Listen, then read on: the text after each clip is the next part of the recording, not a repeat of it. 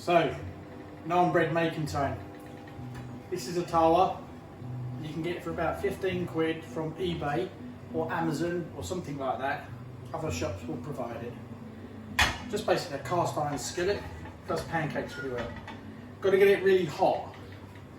These are the two naan breads that I've rolled out. We're only having one each, me. So the other two in the fridge. You can keep them in the fridge for a few days. Probably put them in the freezer, I'm not really sure. So the trick is, with these naan breads, is get this piping hot. And what you do is you put water on the naan bread. So a teaspoon of water. And then just make sure you move it all around the naan bread, so it's all on the edges. The trick is you drop this onto the tawa and it sticks to it. Tea-time, Jules. Like so.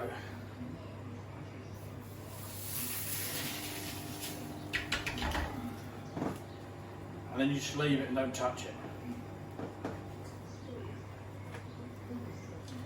And you'll see all the bubbles coming up. We haven't got a gas cooker, obviously. We've got an electric cooker, so I've got one of these gas stoves from Halfords for about 20 quid. Works just as well. So you can see the bubbles coming up. It starts puffing up. Now you don't really know when it's ready on the underside. Now, I don't like it too burnt. Some folk do like it quite well charred.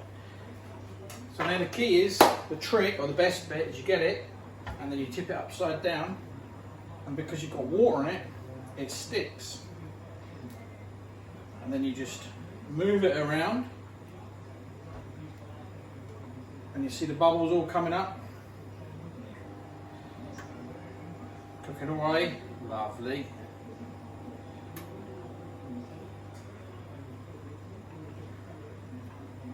Oh, it smells amazing. It smells absolutely amazing. Look at that. Absolutely beautiful. Best way to make a naan bread. Look at that. Slightly burnt on the edge there. Give that a bit of brown.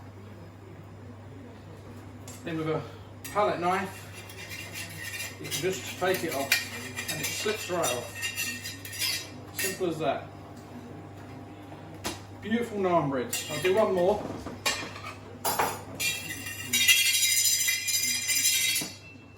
So get that nice and hot. Put this on a plate. Put this one in the oven. The next one I'm going to put a bit of ghee on it.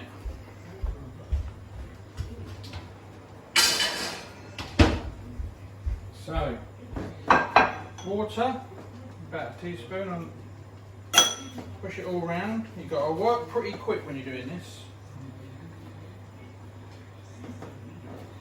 Get your naan bread gently. Put it down. Tea towel, because I've got sticky fingers. You'll see it start bubbling and puffing up.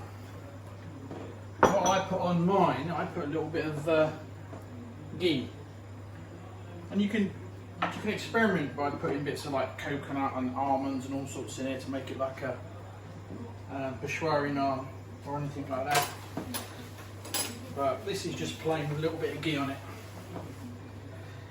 So I'd say probably about a minute, 45 seconds to a minute once it's roasting hot on the underside.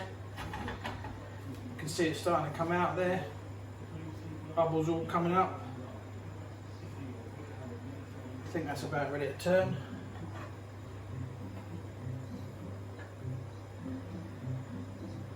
And then just do this. It's important that you wiggle your hips when you do this, because it makes the naan taste so much better. And you've got to put one hand on your hip as well. Oh, this is going to be a good one. I haven't put any ghee on the other one, so I'm going to have to put ghee on this one, I'm afraid. Oh, look at that. Absolutely beautiful. Oh.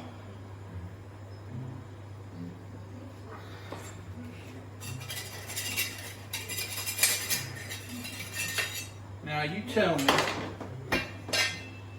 that that ain't just as good as a naan bread you'll get in an Indian restaurant. And it's certainly better than any naan bread you'll buy in a supermarket. Put a bit of ghee on it.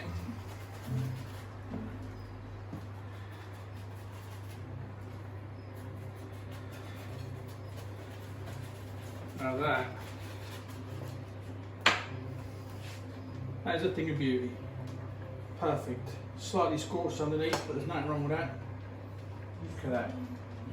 There you go. That's how to make homemade naan breads. But the important thing is making your dough and get one of these things for 15 quid. It's called a tawa, T-A-W-A. Can't go wrong. Genius. Enjoy.